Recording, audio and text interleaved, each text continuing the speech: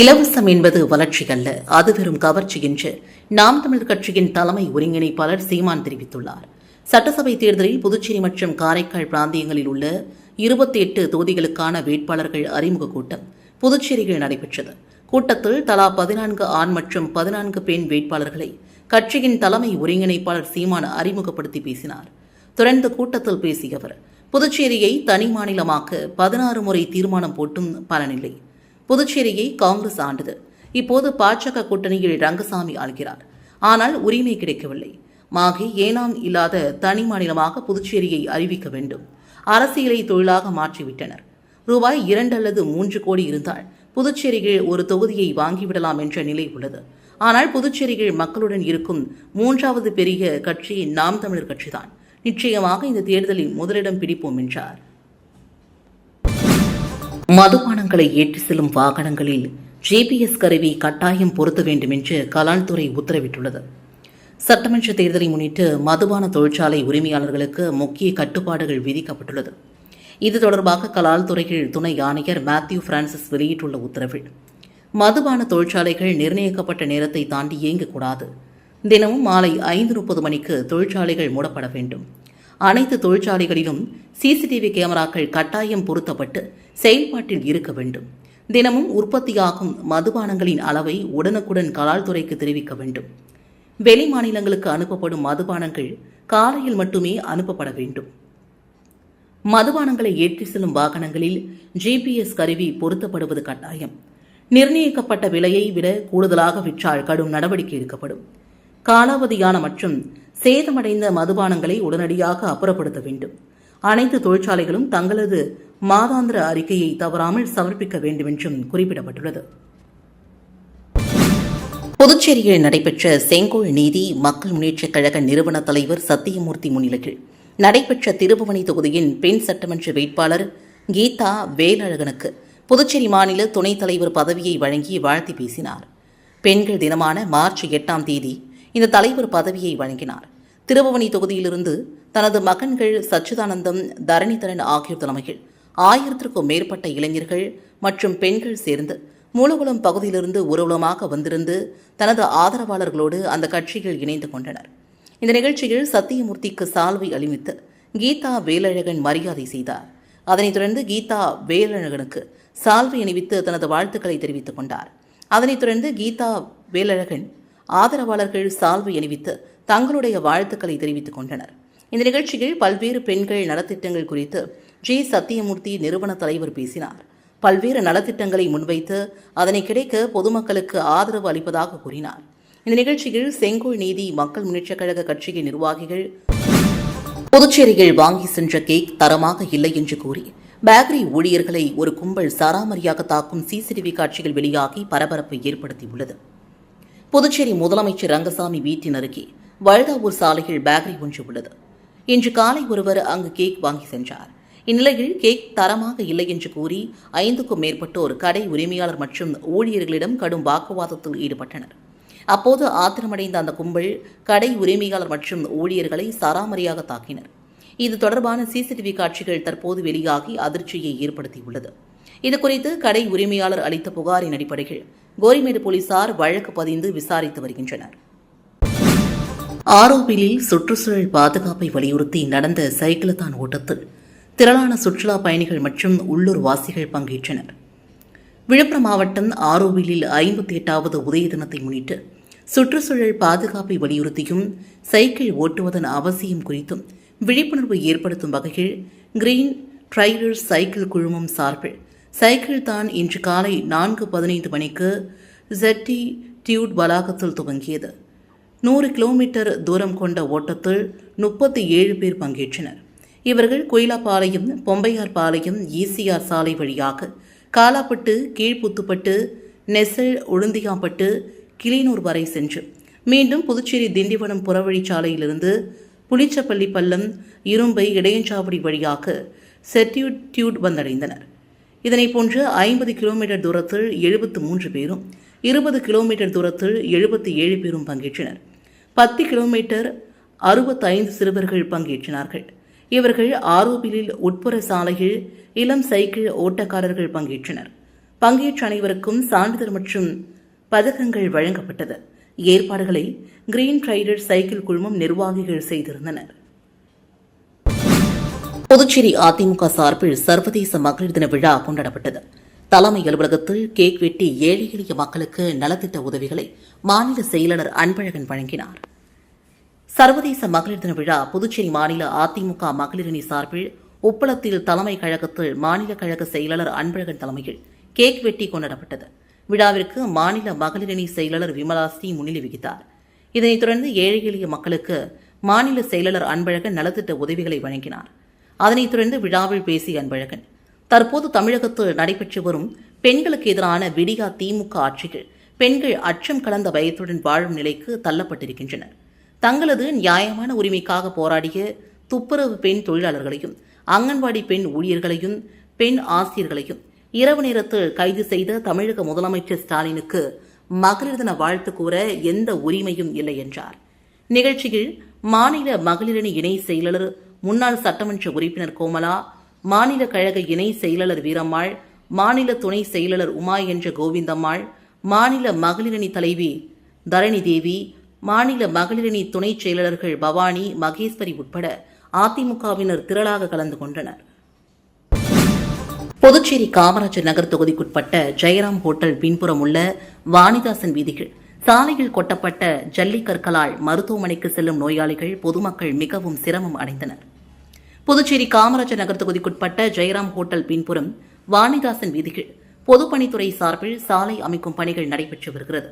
இந்நிலையில் சாலை அமைக்க தேவையான ஜல்லி, மண் ஆகியவை நடுரோட்டில் கொட்டப்பட்டு இந்த பணிகள் நடைபெற்று வருகிறது. இதனால் அந்த பகுதியில் 2 தனியார் மருத்துவமனைகள் செயல்பட்டு வருகிறது.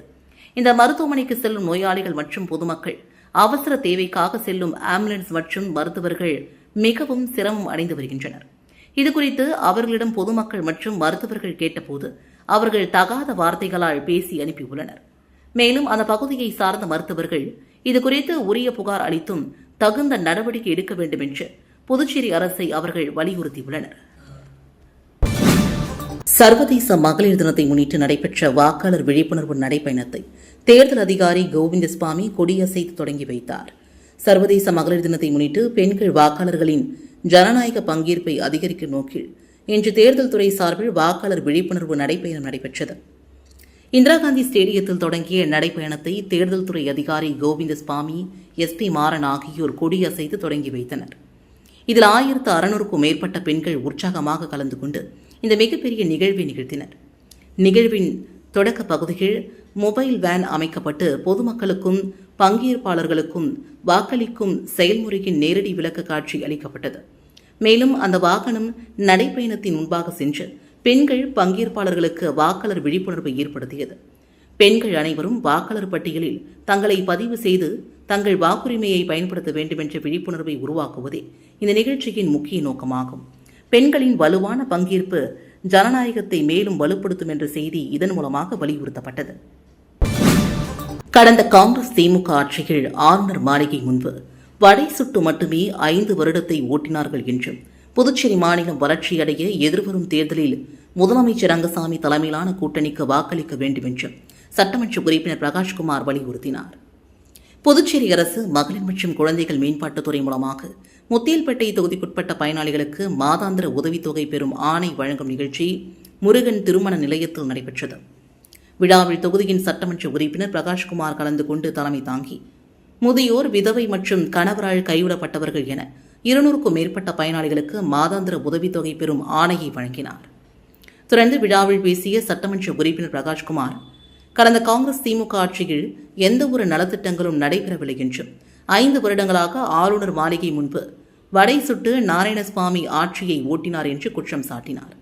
மத்தியில் பாஜக அரசு உள்ளதால் எதிர்வரும் தேர்தலில் முதலமைச்சர் ரங்கசாமி தலைமையிலான தேசிய கூட்டணிக்கு வாக்களித்து புதுச்சேரியை வளர்ச்சி பாதையில் கொண்டு செல்ல வேண்டும் என்றும் வலியுறுத்தினார்.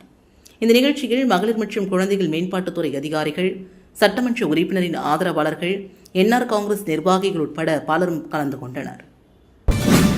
காரைக்காலில் ரமலான் பண்டிகையொட்டி தெற்கு தொகுதி மக்களுக்கு சக்திவேல் பிரபு அரிசி வழங்கினர். இஸ்லாமியர்களின் முக்கிய விழாக்களில் ஒன்றான ரமலான் இஸ்லாமியர்களால் 1 மாதம் நோன்பு இருந்து கடைபிடிக்கப்படுகிறது.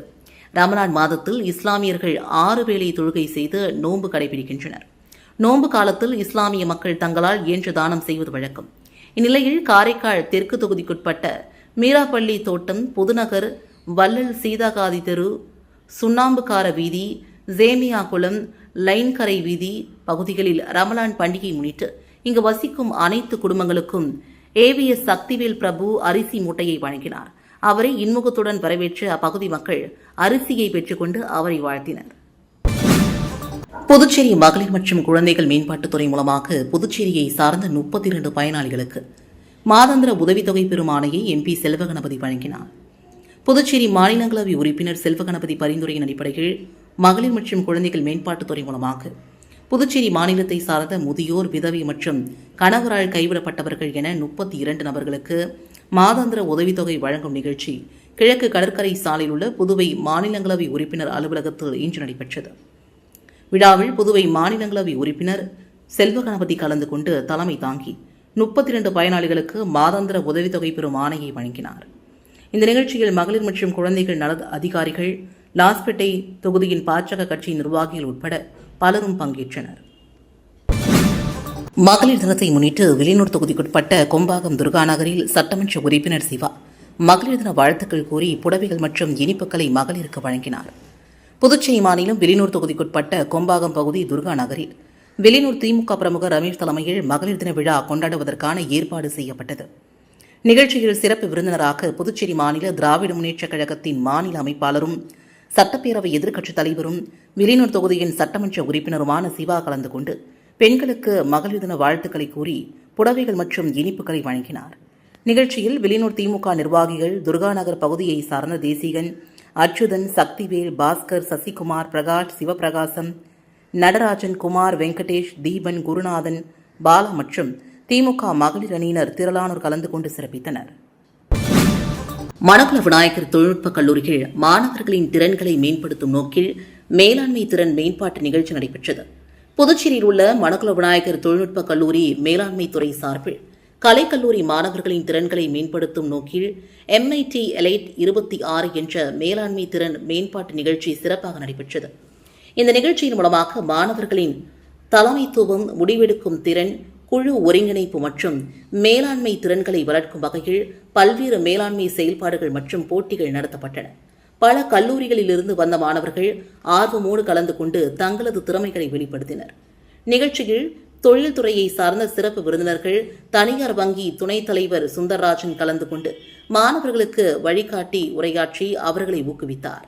மாணவர்களின் அறிவு, திறன் மற்றும் மேலாண்மை திறன்களை மேம்படுத்தும் இந்த MIT Elite 26 நிகழ்ச்சி கல்வி மற்றும் தொழில் துறைகளுக்கிடையிலான இணைப்பை வலுப்படுத்தும் ஒரு சிறந்த முயற்சியாக அமைந்தது. திருநள்ளாறு சனீஸ்வர பகவான் கோவிலில் பிரபல நடிகர் சிவகார்த்திகேயன் சுவாமி தரிசனம் செய்தார். காரைக்கால் மாவட்டம் திருநள்ளாற்றில் புகழ்பெற்ற ஸ்ரீ தர்ப்பரணேஸ்வரர் தேவஸ்தானம் சனி பகவான் ஆலயம் அமைந்துள்ளது. இந்நிலையில் சனிப்பெயர்ச்சி முடிந்து 2ஆம் நாளான இன்று பிரபல திரைப்பட நடிகர் சிவகார்த்திகேயன் திருநள்ளாறு சனீஸ்வர பகவானை தரிசனம் செய்தார். அதனைத் தொடர்ந்து வசந்த மண்டபத்தில் தங்க காக்கை வாகனத்தில் வீற்றிருந்த சனீஸ்வர பகவானையும் தரிசனம் செய்தார். கோவிலுக்கு தரிசனம் செய்ய வந்திருந்த பக்தர்கள் சிவகார்த்திகேயனை சூழ்ந்து முண்டியடித்துக் கொண்டு புகைப்படம் எடுத்துக் கொண்டனர். சிலர் செல்ஃபியும் எடுத்துக் கொண்டனர். அதனைத் தொடர்ந்து செய்தியாளர்களை சந்தித்த சிவகார்த்திகேயன் இன்று சர்வதேச மகளிர் தினத்தையொட்டி அனைவருக்கும் மகளிர் தின வாழ்த்துக்களை தெரிவித்துக் கொண்டார். மகளிருக்கு முக்கியத்துவம் அளிக்கும் வகையில் எடுக்கப்பட்டு வெளியிடப்பட்ட தாய்க்கிழவி படத்திற்கு மக்கள் அளித்த ஆதரவுக்கு நன்றி தெரிவித்துக் கொண்டார். தரிசனம் சிறப்பாக இருந்ததாகவும் தெரிவித்தார். கோடப்பாக்கம் பகுதியில் அமைந்துள்ள ஸ்ரீ பிடாரி பொறையாத்தம்மன் ஆலயத்தில் கும்பாபிஷேக விழாவில் திரளான பக்தர்கள் கலந்து கொண்டு சுவாமி தரிசனம் செய்தனர். புதுச்சேரி மாநிலம் புதுவையின் தென்பகுதியில் கோடப்பாக்கம் கிராமத்தில் எல்லை தெய்வமாக எழுந்தருளிருக்கும் ஸ்ரீ பிடாரி பொறையாத்தம்மனுக்கு கும்பாபிஷேக விழா சிறப்பான முறையில் நடைபெற்றது. முன்னதாக காலை விக்னேஸ்வரா பூஜை, கோ பூஜை, கணபதி ஹோமம், நவக்கிரக ஹோமம், லக்ஷ்மி ஹோமம், வாஸ்து ஹோமம், மூல மந்திர ஹோமம், மகா பூர்ணாஹிதி நடைபெற்றது. இதனைத் தொடர்ந்து முக்கிய நிகழ்வாக கடம் புறப்பாடு நடைபெற்ற நிலையில் கும்பாபிஷேகம் சட்டமன்ற உறுப்பினர் சாய்ஜி சரவணகுமார் தலைமையில் நடைபெற்றது. இதில் சுற்றுவட்டார பகுதியை சார்ந்த நூற்றுக்கணக்கான பக்தர்கள் கலந்து கொண்டு சுவாமி தரிசனம் செய்தனர். அதனைத் தொடர்ந்து மூலவருக்கு தீபாரதனை காண்பிக்கப்பட்டது. மேலும் ஆலயத்தில் சட்டமன்ற உறுப்பினர் சாய்ஜி சரவணகுமாருக்கு பரிவட்டம் கட்டி மரியாதை செய்யப்பட்டது. தொடர்ந்து விழாவில் கலந்து கொண்ட பக்தர்களுக்கு அன்னதானமும் வழங்கப்பட்டது. நிகழ்ச்சிக்கான ஏற்பாட்டினை அருள்மிகு மாரியம்மன் தேவஸ்தான கோவில் நிர்வாக அதிகாரி மற்றும் கூடப்பாக்கம் ஊர் பொதுமக்கள், இளைஞர்கள் வெகு சிறப்பான முறையில் செய்திருந்தனர். வெளியூர் திருக்காஞ்சி ஸ்ரீ காமாட்சி மீனாட்சி சமேத ஸ்ரீ கங்கைவாரக நந்தீஸ்வரர் சந்நிதிகள் அருள்பாலிக்கும் ஸ்ரீ லட்சுமி வராகிமூர்த்தி ஆலயத்திலிருந்து ஸ்ரீ பெரியாழ்வார் திருத்தொண்டு திருச்சபை சார்பில் திருமலை திருப்பதிக்கு 28ஆம் ஆண்டு பாத யாத்திரை நிகழ்ச்சி இன்று ஆரம்பமானது. இந்த பாத யாத்திரை நிகழ்ச்சியானது மனிதநேயம், சமூக ஒற்றுமை, இயற்கை பாதுகாப்பு, மழை வேண்டியும் விவசாயம் செழிக்கவும் இன்று அதிகாலை 4 மணிக்கு பெரியாழ்வார் திருத்தொண்டு சபை குழுவினர் திருமலை திருப்பதிக்கு பாத யாத்திரை துவங்கினர். நிகழ்ச்சியில் ஊர் பெரியவர்கள் மற்றும் லயன் அன்புஜெகன் ஆகியோர் கலந்து கொண்டு பாத யாத்திரை துவக்கி வைத்தனர். தமிழகத்தின் ராமநாதபுரம் மாவட்டத்தில் 54 கிலோமீட்டர் நீளமுள்ள நாராயணன் காவிரி கால்வாயை புதுப்பித்து சுமார் 5 லட்சம் மக்களுக்கு பயனளிக்கும் மகத்தான பணியை மார்டின் குழுமம் சுமார் ரூபாய் 50 லட்சம் செலவில் மேற்கொண்டு நிறைவு செய்திருக்கிறது. தமிழ்நாட்டின் மிகவும் வறட்சியான மாவட்டமாக கருதப்படும் ராமநாதபுரம் மாவட்டத்தில் 54 கிலோமீட்டர் நீளமுள்ள நாராயணன் காவிரி கால்வாயை புதுப்பித்து சுமார் 5 லட்சம் மக்களுக்கு பயனளிக்கும் மகத்தான பணியை மார்டின் குழுமம் சுமார் ரூபாய் 50 லட்சம் செலவில் மேற்கொண்டு நிறைவு செய்திருக்கிறது. இந்த திட்டத்தின் பயன்களை பொதுமக்களுக்கு அர்ப்பணிக்கும் விழா பசும்பொன் கமோதி ஊராட்சி மார்னிங் ஸ்டார் கலை மற்றும் அறிவியல் கல்லூரியில் நடைபெற்றது. விழாவின் துவக்கமாக கல்லூரியின் மாணவர்கள் கரகாட்டம், ஒயிலாட்டம், கோலாட்டம், சிலம்பாட்டம், பறையாட்டம் உள்ளிட்ட பாரம்பரிய கலை நிகழ்ச்சிகளின் மூலமாக சிறப்பான வரவேற்பு அளித்தனர். அதனைத் தொடர்ந்து இறைவாழ்த்து மற்றும் தமிழ்தாய் வாழ்த்து பாட்டோடு நிகழ்ச்சி தொடங்கியது. இந்த நிகழ்ச்சியில் மார்டின் அறக்கட்டளையின் நிர்வாக அரங்காவலர் லேமா ரோஸ் மார்டின், லட்சிய ஜனநாயக கட்சியின் தலைவர் ஜோஸ் சார்லஸ் மார்டின், மெகா அறக்கட்டளையின் நிறுவனர் நிமல் ராகவன், ஏபிஜே அப்துல் கலாம் சர்வதேச அறக்கட்டளையின் கலாம் வீடு இணை நிறுவனர் ஷேக் சலீம், மாவட்ட விவசாய சங்க செயலர் முத்துராமலிங்கம், நடிகர் மற்றும் AMD அறக்கட்டளை சார்பில் அருண்மொழி தேவன், பருதி நலம் அறக்கட்டளை நிறுவனர் நாகேந்திர சேதுபதி ராஜா, மார்னிங் ஸ்டார் கல்லூரி சார்பில் அல்போன்ஸ் பாத்திமா, சமூக மற்றும் தமிழ் தேசிய ஆர்வலர் நெருப்பு தமிழர் நெல்லை ஜீவா, மார்னிங் ஸ்டார் பெண்கள் கல்லூரி முதல்வர் அமளி ஆரோக்கிய செல்வி, தமிழ்நாடு விவசாய சங்க மாவட்ட தலைவர் மற்றும் இயற்கை விவசாயி ராமர் உள்ளிட்டோர் கலந்து கொண்டனர். விழாவில் பேசிய லட்சிய ஜனநாயக கட்சியின் தலைவர் ஜோஸ் சார்லஸ் மார்டின், எங்கள் முன்னோர்கள் காளையர் கோவில் பகுதியை சார்ந்தவர்கள். அப்போது ஏற்பட்ட பஞ்சத்தால் அவர்கள் பர்மாவிற்கு சென்று விவசாயம் செய்து வாழ்ந்தனர். பின்னர் ஏற்பட்ட பிரச்சினைகளால் தமிழர்கள் பலர் உயிரிழந்ததுடன் பலர் அகதிகளாக தமிழகம் திரும்பினர். சிலர் அந்தமான் தீவுகளுக்கும் சிலர் கோவை பகுதிக்கும் குடிபெயர்ந்தனர். இதற்கெல்லாம் முக்கிய காரணமாக இருந்தது தண்ணீர் பற்றாக்குறைதான். இதனால்தான் தாங்கள் சமூக பொறுப்பு நிதி மூலமாக இந்த கால்வாயை தூர்வாரும் பணியை மேற்கொண்டோம். இது ஒரு தொடக்கமே. நல்ல செயல்களை செய்வோருக்கு ஊக்கம் அளிக்க வேண்டும் என்பதற்காக இந்த முயற்சியை செய்தோம். அரசியலில் பணம் கொடுத்து ஓட்டு பெறும் எண்ணம் மட்டுமே இருக்கக்கூடாது. நல்லவர்களுக்கு மக்கள் ஆதரவு அளிக்க வேண்டும். திராவிட மாடல் ஆட்சியில் நமது மன்னர்கள் மற்றும் முன்னோர்களின் சாதனைகளை மறந்துவிடுகிறோம். கல்லணை போன்ற மகத்தான கட்டிடங்களை கட்டிய தமிழர்களின் பெருமையை நாம் நினைவில் கொள்ள வேண்டும். புதுச்சேரியை சிங்கப்பூராக மாற்ற வேண்டும் என்பதே எங்கள் நோக்கம். இளைஞர்களுக்கு ஊக்கமளித்தவர் டாக்டர் APJ அப்துல் கலாம். அவர் ராமநாதபுரம் மண்ணில் பிறந்தவர். அதேபோல இந்த மண்ணிலிருந்து பல திறமையானவர்கள் உருவாக்கி வருகின்றனர். விவசாயத்தில் தொழில்நுட்பத்தை அதிகமாக பயன்படுத்த வேண்டும். இயற்கை விவசாயத்தை ஊக்குவிக்க வேண்டும். ராமநாதபுரம் மாவட்டத்தில் விவசாய வளர்ச்சிக்காக அனைவரும் இணைந்து முயற்சி செய்ய வேண்டும். மேலும் RS மங்கலம் கண்மாயை தூர்வார வேண்டும் என்ற கோரிக்கையும் முன்வைக்கப்பட்டுள்ளது. இந்த ஊருடன் எனக்கு குடும்ப உறவும் உள்ளது. அதையும் நிச்சயமாக செய்ய முயற்சி மேற்கொள்வோம் என்றும் அவர் பேசினார். புதுச்சேரி அரசியலில் சர்வதேச மேடைக்கு பிரான்ஸ் நாட்டில் லட்சிய ஜனநாயக கட்சிக்கு ஆதரவு.